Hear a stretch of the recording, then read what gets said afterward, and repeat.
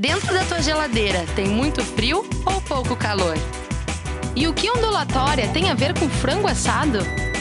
Tem ímãs no liquidificador? Por que deslizar no gelo é mais fácil que rolar no asfalto? E afinal, que relação tem entre o espelho e o escuro? Complicou? Simplifísica. Física na minha vida? Sim, por toda parte. Quanta ciência nos rodeia no dia a dia. Este é o título do último Simplifísica de 2017, que irá trazer o professor Mário Baibit para nos falar do quanto a física está presente nas nossas vidas, trazendo relações entre a física e as tecnologias que utilizamos nas nossas práticas cotidianas, fazendo-nos ver que sim, a física está presente na vida de todos nós.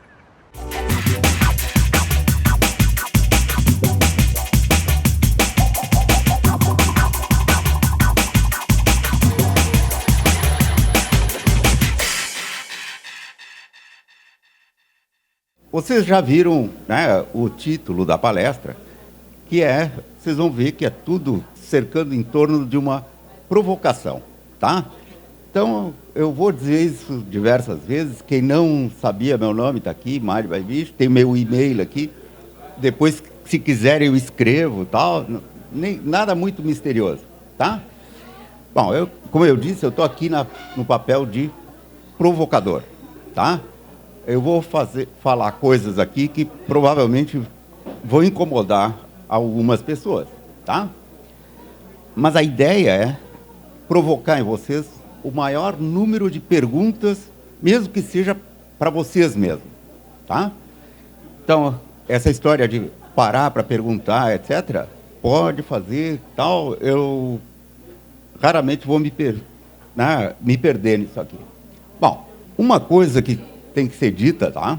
É que, né, tinha que aparecer como coautor, né, dessa conversa aqui que a gente está tendo, assim, todos os alunos que passaram por mim ao longo dos anos, tá? Que perguntaram as coisas mais diversas, tá? De nível, sei lá, científico, pessoal, o que foi, tá? Isso é uma coisa que eu tenho que reconhecer que é engrandecedor. Quem trabalha com ensino aqui sabe o quanto isso motiva a gente, tá? Provavelmente é a única coisa que mantém a gente fazendo isso, tá certo? Bom, para ajudar nessa conversa aqui, eu vou apresentar um amigo imaginário meu, tá? Para nos ajudar a entrar nessa história, tá? A ideia é que a gente quer que vocês aprendam coisas que nem sabiam que precisavam saber, tá? Então, eu vou apresentar para vocês um contraparente lá do nosso físico símbolo. É o nosso Betinho Nullstein, tá? É um sujeito que tem uma vida assim quase comum, até certo ponto sem graça, tá? Bom, vocês vão ver por quê, né? Tá aí o Betinho, tá? Que, obviamente, ele está tentando dizer alguma coisa ali, né? E, óbvio, né?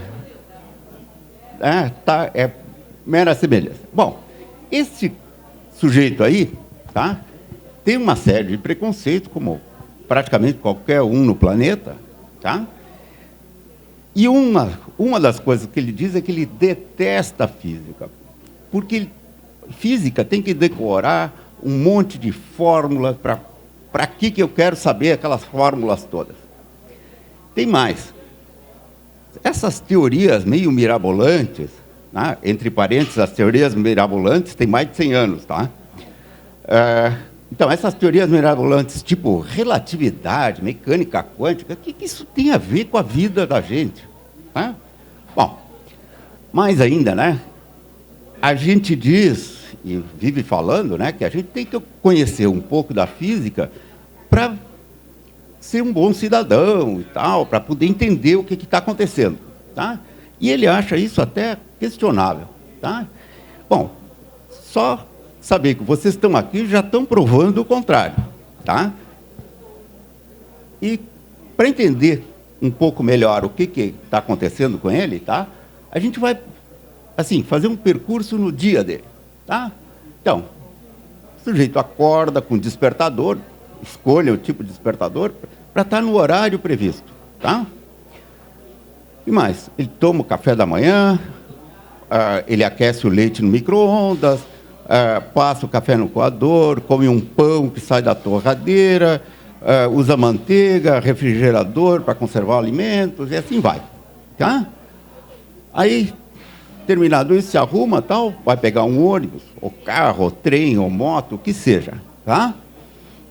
Chega o trabalho, vai lá, pega o elevador, né?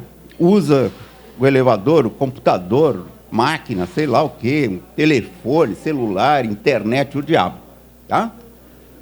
E aí? Lá pelas tantas ele dá uma paradinha, né? Para fazer um lanche com sanduíche, que vem com pão, presunto, maionese, sorvete, café expresso, alguma coisa desse tipo, tá? E ele segue trabalhando até a hora do almoço, vai ali perto, num buffet, que bota a comida toda em banho-maria, tá? Toma um refrigerante, usa garfo e faca, um prato de cerâmica, um copo de vidro, e aí segue a história.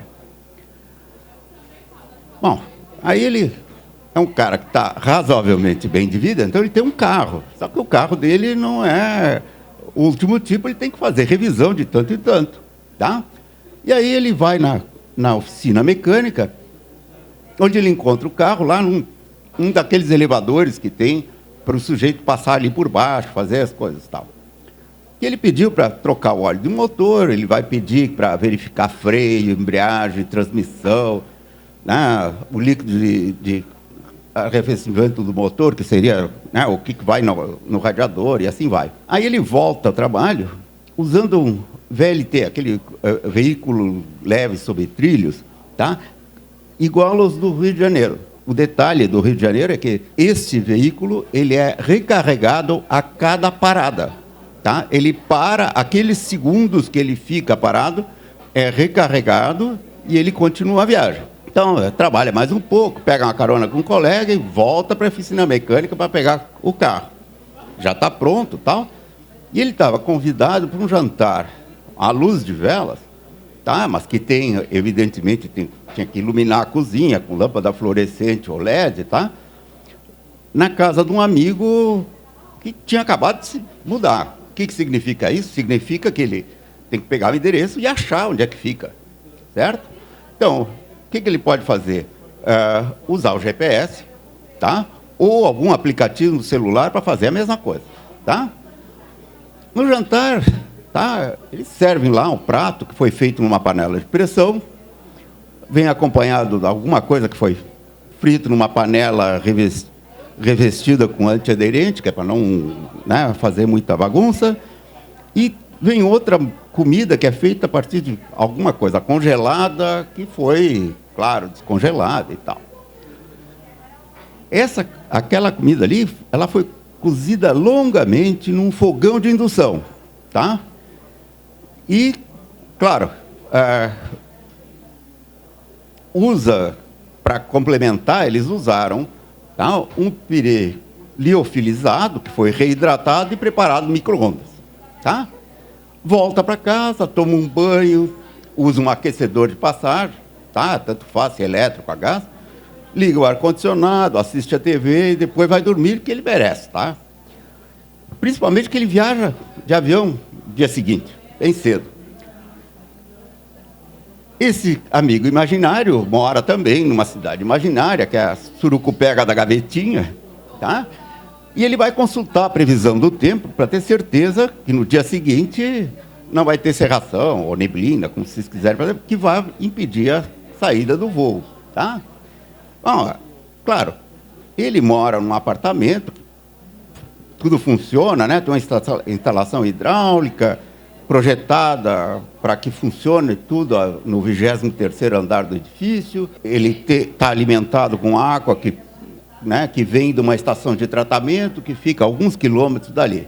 A instalação elétrica também é de boa qualidade, permite que os elevadores funcionem, que não apareça problema de sobrecarga, por exemplo.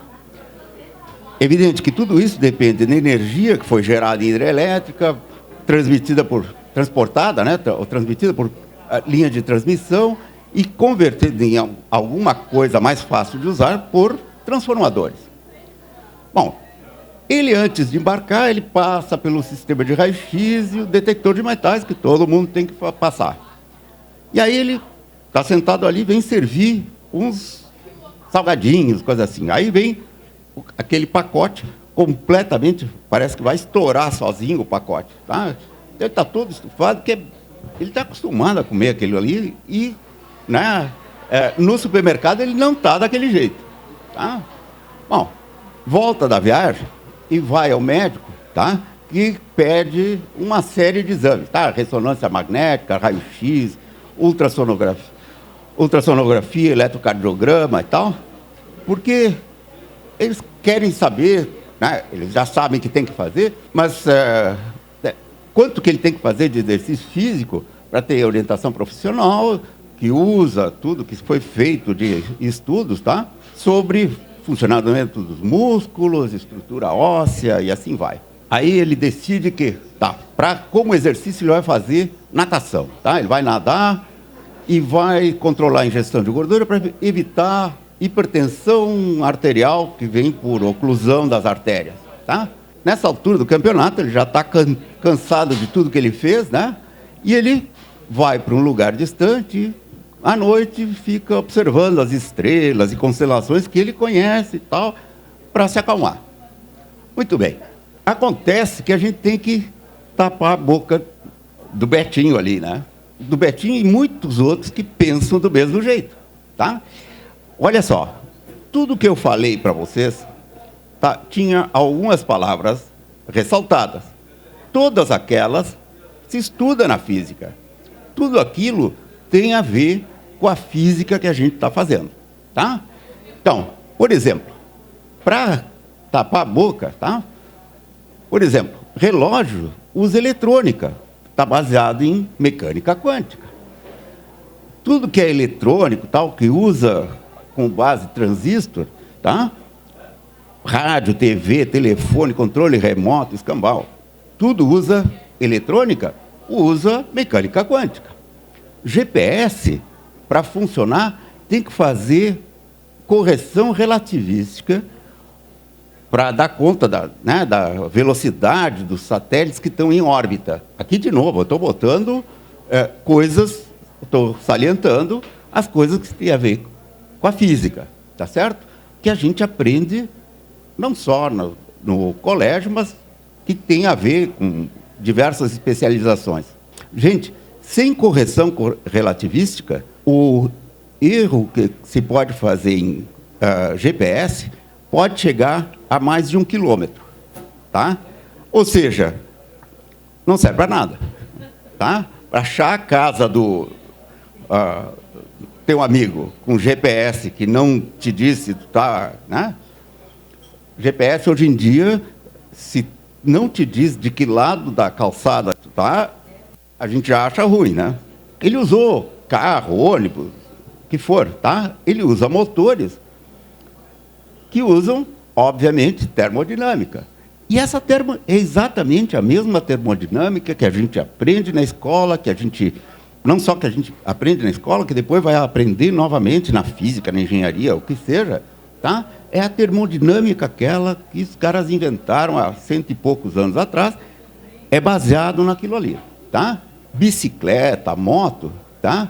Usa a mecânica da rotação, claro que automóvel também, mas eles usam na bicicleta e na moto a mecânica da rotação como sendo uma forma de conseguir, óbvio, o movimento e o equilíbrio, tá? Por quê? Vocês sabem, ficar em cima de uma bicicleta parada é um tanto difícil, né?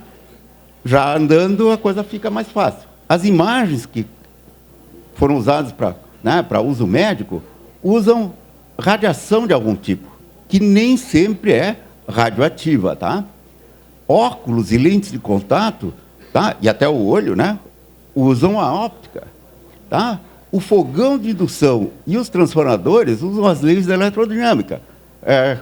O fogão de indução não deixa de ser um transformador de péssima qualidade, tá? Observar estrelas, não sei o quê, a gente facilmente associa com astronomia, né? Hoje não se fala mais em astrônomo. O cara é um astrofísico, porque astronomia, assim, a gente pensa em astronomia que é só astronomia de observação. Essa parte já foi feita, tá? O que tem que fazer é a parte da física envolvida nessa parte da observação para poder entender o que está acontecendo. Aí é que vem a provocação maior, né? Com tudo que a gente viu aí, tá? Vai ficar sempre essa pergunta, né? Por que os físicos ainda têm essa fama de pedir para decorar equações, tá? A boa resposta para isso, a única que eu achei que seria razoável, é isso, porque matemática é a língua que a gente fala. Ou seja, as coisas que a gente imagina e a gente tenta explicar através de equações matemáticas que vão me permitir fazer projeções daquilo que eu estou querendo fazer. Então, isso que eu estava falando é tentar fazer modelos de como funcionam as coisas para poder entender o mundo em geral. Então, eu estou fazendo propaganda da física, tá? E aí é bom que eu diga, né? Tem uma colega, né, bem conhecida e tal, que tem uma definição, né? Ela diz que a física trata do infinitamente pequeno, como em átomos, partículas elementares, do infinitamente grande, como o universo, por exemplo, e tudo que vem pelo meio ali. Essa é a vontade, pelo menos, que a gente tem na física, e se vocês pegarem no site do Instituto de Física e pegarem os projetos de cada um dos professores, vocês vão ver que tem, pode escolher, tem de tudo ali dentro, tá? Desde propriedades da água, uma propagação de epidemias, economia, tem todo um ramo, econofísica e tal. O que eu estou querendo dizer é que, nas palavras de uma outra colega, tá, que a gente faz física sem educação, nos referindo à história do pessoal que não foi um nem dois que fizeram vestibular para física e chegaram lá e pediram transferência porque eles queriam educação física. Então, é isso aqui, a gente faz física e sem educação. Fora as brincadeiras, tá? O que a gente está querendo dizer é que a física é meio que a base para praticamente toda a tecnologia que está em volta de nós. Inclusive o alto-falante, o projetor, etc, etc. Tá? Claro, nada disso seria realidade se não tivesse um batalhão de gente na engenharia para fazer uso das coisas que a gente descobre dentro da física. Tá? Na verdade, isso serve numa missão que essa sim é a mais nobre que a gente tem, tá? Que é a cruzada contra o mundo mágico. Qualquer um tem direito e o dever de saber, mesmo que seja superficialmente, que não é mágica quando aciona o interruptor na entrada do quarto e acende a luz. É justamente isso que a gente tem que fazer passar. Então, aqui vem essa... né? Se o professor exige que decore as fórmulas, vão à forra, vão se vingar deles. Aprende quais são as ideias que levam a essas fórmulas. E aí, você vai ter sucesso, não na aprovação naquela disciplina, mas vai ter sucesso na vida. Porque, independente da área que vocês abraçarem e tal, vocês vão depender de entender o que vocês estão fazendo. Tá? Quem não entende o que faz, está destinado a fazer bobagem. A gente agora vai afunilar um pouco a coisa, tá? E eu vou dedicar essa conversa para um protagonista que alguns de vocês já viram falar sobre ele. Tá? que é um protagonista assim, importantíssimo, tá? O nosso amigo Dedão, tá? Bom, esse é a testemunha dessas mudanças por causa da tecnologia. Quando, em 1900 antigamente, e a gente era criança, tá? Ia para o colégio e aprendia que tinha o polegar, está errado escrito aqui, tá? O polegar tinha nos diferenciado dos macacos por causa da possibilidade de fazer a pinça e tal. E acabava a história por aí, né? Era isso, para isso que serviu o dedão. Bom, só que, o que aconteceu? Olha lá, ó. A gente encontra, eu duvido, tá, que vocês encontrem 1% da população que use outro dedo que não seja o polegar. Isso quer dizer, a gente mudou a maneira de usar o corpo, tá? A gente, de alguma maneira, mudou até o jeito de usar o cérebro. A gente está condicionado a fazer as coisas de maneira diferente. Se pegar um sujeito 50 anos atrás e disser para ele que ele vai usar o polegar para escrever, ele vai, ele ia rir na tua cara. Imagina que absurdo. Pois é, está todo mundo fazendo isso. Essa mudança, tá, que veio pela miniaturização, está baseada na mecânica quântica e coisas do gênero. Ou seja, de novo, estamos voltando àquela história de que o que a gente imagina que não tenha nada a ver com a vida da gente, como mecânica quântica, relatividade, não é verdade, tá? A gente descobriu esse efeito da magnetoresistência gigante, que é um dos primeiros resultados de sucesso da nanotecnologia, tá? Então vamos ver o que é essa coisa nanotecnologia. Nano, tá? A gente usa muito essa unidade, nanômetro. Tá? O que é esse nanômetro? Nano quer dizer, se pegar em grego, tal, nano quer dizer anão. Tá?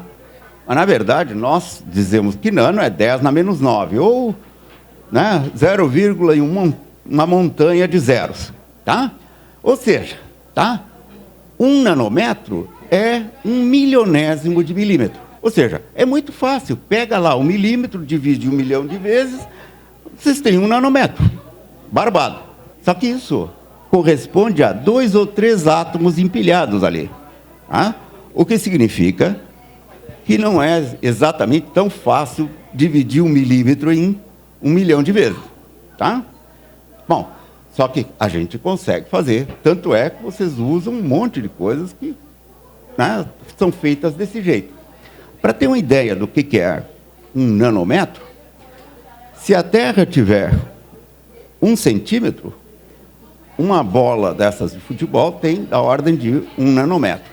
Aí já dá uma ideia do tipo de comparação que a gente está fazendo aqui. Deixa eu voltar para essa magnetoresistência gigante. Eu não vou mostrar fórmulas para vocês, eu prometo que não botei fórmula nenhuma aqui, já que eu fiz a minha campanha contra. Essa magnetoresistência gigante, não vou entrar no detalhe, mas tem um efeito que é assim, ó, se não tem campo magnético aplicado, eu tenho uma resistência desse sistema aqui, que é alta. Tá? Se eu boto um campo magnético ali, a resistência fica baixa. Tá? Ora, o pessoal em seguida se deu conta que isto pode ser uma maneira muito prática de ler informação gravada num disco rígido. Tá? E mudou toda a tecnologia e a gente também. Tá? Bom, claro, as empresas todas, que inclusive estavam envolvidas nessa pesquisa, imediatamente enxergaram aplicações. Vão ganhar dinheiro com esse negócio. E ganharam um monte de dinheiro.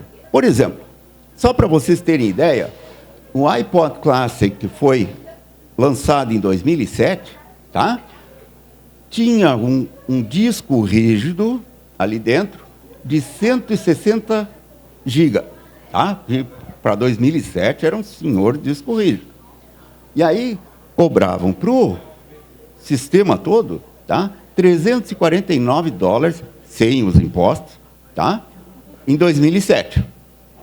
Bom, aí eu fui olhar coisas mais antigas e achei esta propaganda aqui numa revista, tá? Tá ali, ó, barbada. Praticamente $3.400, tá? É o disco que você estava esperando, tá? Por 10 mega, tá bom? Bom, o que significa isso, tá? Isso aqui é mais ou menos dos anos 80.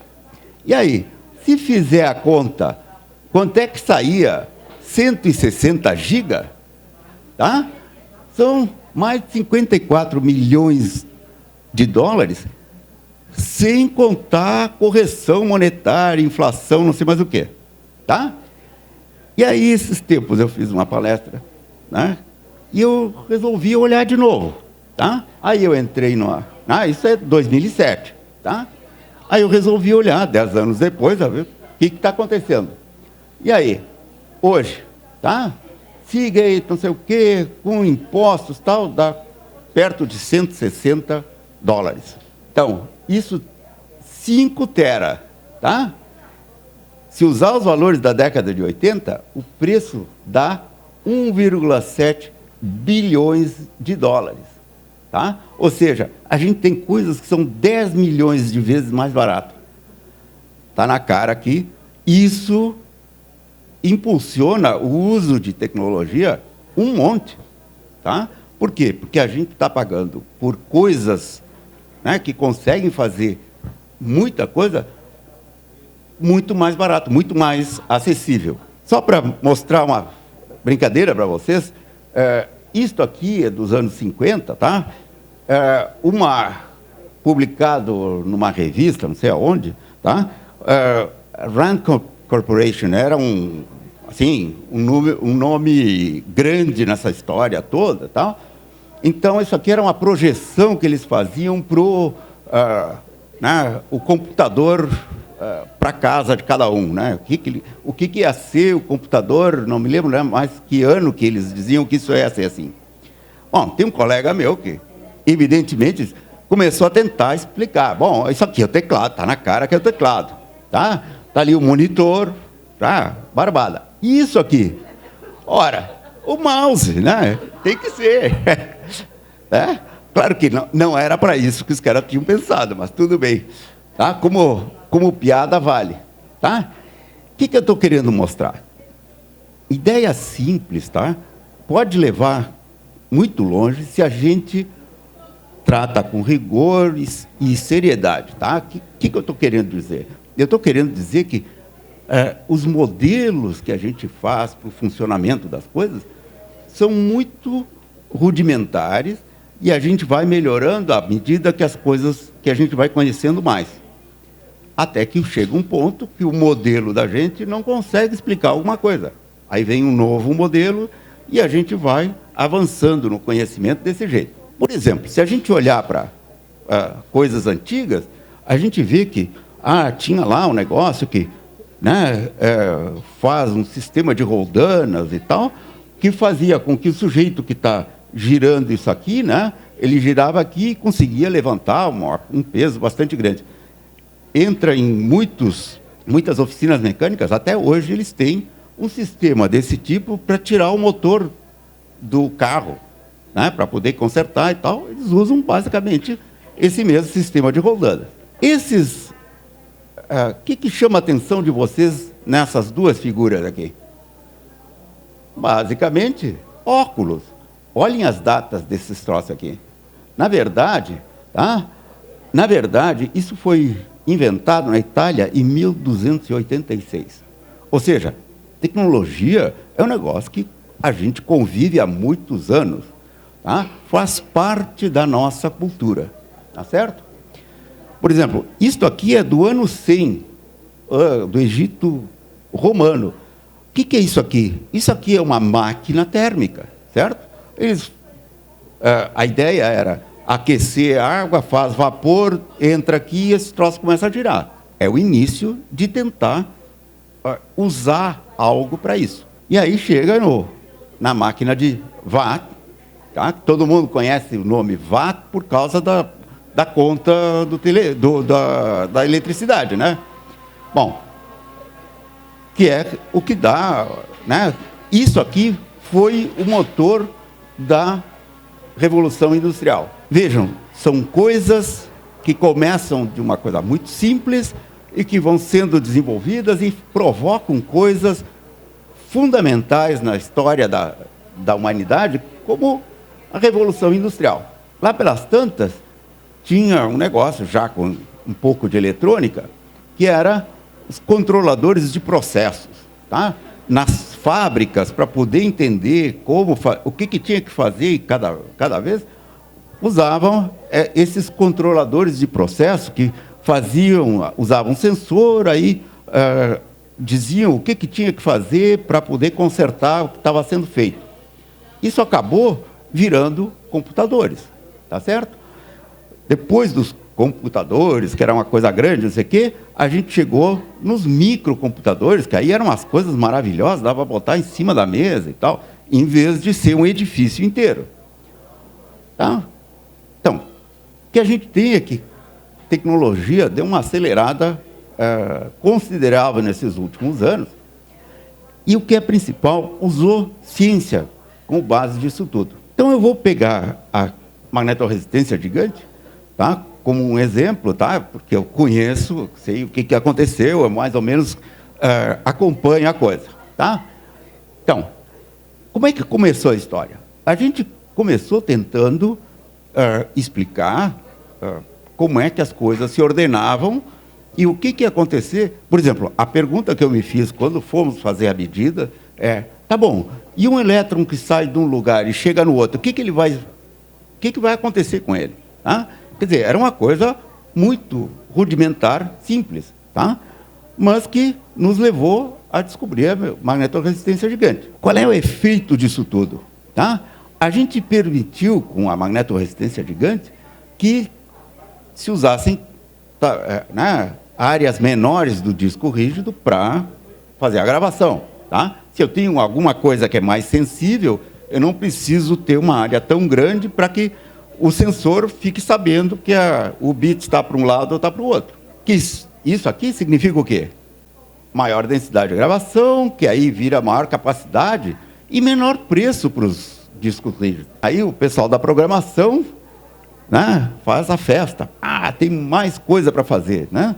E aí vão implantar mais programas que aí os programas esses acabaram exigindo que a eletrônica fosse mais rápida para poder acompanhar tudo que eles estavam fazendo. E aí, para fazer isso aqui, eles queriam mais rapidez no acesso aos dados, que deu lugar a mais programas, que pediam mais capacidade de armazenamento. Quer dizer, vocês conhecem esses troços, né? A gente acaba fazendo essa volta toda, chegando no que a gente tem hoje, né? Que praticamente a informática domina as coisas. Não quer seja a informática pela informática, mas a informática usada para facilitar ou executar coisas que a gente teria mais dificuldade de fazer. A gente, hoje em dia, ninguém consegue se imaginar sem acesso a banco de dados, editor de texto, e até o que a gente usa para fazer uma apresentação. Tá? Ninguém pensa em viver sem tomografia computadorizada, imagem por ressonância magnética, qualquer uma, nuvem, Twitter, Facebook e todas as outras coisas que tem aí. Isso aqui, gente, foi resultado de uma descoberta científica. Tá? A gente começou, tinha empresas interessadas no assunto, mas a gente começou com a base da ciência pura. E note-se que estas empresas, até hoje, contratam e mantêm cientistas fazendo ciência básica para que eles possam aproveitar resultados que podem acontecer. Nem todos funcionam, mas muita da pesquisa científica é feita dentro das empresas. Vejam só, a gente começou de uma pergunta, tá? Que era uma pergunta da ciência, como qualquer outra pesquisa científica, tá? Eu quero saber como é que acontece tal coisa. Só que aquela pergunta a gente só conseguiu fazer porque tinha toda uma história de perguntas anteriores que foram algumas respondidas, outras não e tal, e que estabeleceram uma base de conceitos fundamentais que acaba mostrando, né, que a gente fazendo ciência de qualidade, com experiências em quantidade, critério rigoroso e tal, é que acaba fazendo com que se descubram coisas que podem, inclusive, ser úteis. Às vezes não são, mas pelo menos a gente sabe mais coisas sobre a ciência. A gente entendeu melhor o jogo que tem entre a carga do elétron e o spin, que é o caráter magnético que o elétron tem. A gente permitiu que surgisse esta coisa que é a spintrônica. Tá? A gente inaugurou essa spintrônica. Isso aqui é um jogo de palavras que é juntar o spin com a eletrônica, tá? Porque, na verdade, tá? É o spin com a eletrônica. Na verdade, a eletrônica toda funciona em termos da carga do elétron, tá? Eu botei carga para um lado, botei carga para o outro, eu estou fazendo eletrônica. Agora, interessa não só a carga, mas também o spin, qual é o caráter magnético que esse elétron tem. Esta propriedade spin é uma propriedade magnética quântica do elétron e não tem nada a ver com rotação. O nome spin foi a primeira explicação quando ainda não sabiam o que era mesmo o elétron. É algo parecido como, por exemplo, hoje tem nas partículas elementares, tem o charme, tem o sabor, tem... Né? Vai botando nomes, né? No caso, tinha uma explicação possível, mas não era real. A questão é que a gente tem bilhões de dispositivos, tá? Que estão funcionando nas mais diversas coisas que a gente nem imagina. Tá? A câmera fotográfica vem com disco rígido dentro, e assim vai. A coisa funciona tão rápido que até o disco rígido está caindo fora, né? Porque tem coisas mais eficientes do que a tecnologia essa eletromecânica, né, que faz. Apesar de ser um negócio, né, a tecnologia que faz o leitor que está em cima do disco rígido, ele voa a uma altitude de alguns nanômetros acima do disco. Há uns 10, 12 anos atrás, o número era 8 nanômetros, tá, de altitude. Tá? E, ao mesmo tempo, ler tudo que está gravado ali embaixo, tá certo? O pessoal fez a conta, tá? E eu fui ver hoje qual é a coisa. A gente pega, é o equivalente a fazer um Boeing 747, que até pouco tempo era o maior avião de passageiros que tinha, tá? A 1,5 milímetro do chão. E, ao mesmo tempo, tá? Contar todas as folhinhas de grama que passa ali embaixo. Ou seja, tem que ter uma eficiência muito grande. O jeito que se faz para voar é aerodinâmica. É igual. Quando deu a crise na Boeing, o pessoal do Vale do Silício contratou loucamente todo o pessoal da engenharia de aeronáutica da Boeing, foi todo para o Vale do Silício, para as fábricas de disco rígido. A questão é, a gente, né, esses números todos, tá, a gente só enxerga sentido se a gente puder participar ativamente de todas essas coisas do avanço tecnológico. E participar disso passa pela ciência, passa por uma cultura científica. Tá? Na era nanotecnológica, já não faz mais sentido dizer que a gente tem física, química, biologia, filosofia, está tudo junto ali. Tá? Vírus é um ente nanoscópico. Se tu botar um átomo a mais no teu vírus, ele vira outro vírus. Essas pequenas coisas fazem com que todo o conceito de ciência tenha que ser revisto. O que a gente precisa, tá, é que todo mundo seja informado dessa cultura científica, porque é uma cultura, sim, tá? É uma forma de viver que nós temos, tá? É uma cultura que é fundamental para integrar as pessoas, tá? No uso consciente da tecnologia, tá? E isso é trabalho que é essencial do educador. Bom, eu não vou me... Eu disse que eu ia me manter, né, muito rápido, tá? Para permitir que houvessem perguntas dos mais diversos. Mas antes de começar as perguntas, tá? Eu vou, né, me dar o luxo de fazer umas piadinhas, tá? Então, tem uma tira no Agar, né, que ele vai ver o guru na montanha, tal, e ele pergunta qual é a chave da felicidade. O cara responde que é espintrônica. E aí ele pede para se não tem mais ninguém para poder falar, né? Bom, a coisa está tão assim que nós vamos parar no Big Bang Theory.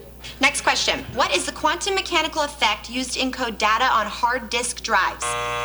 Howard. And of course, the answer is giant magnetoresistance. Right.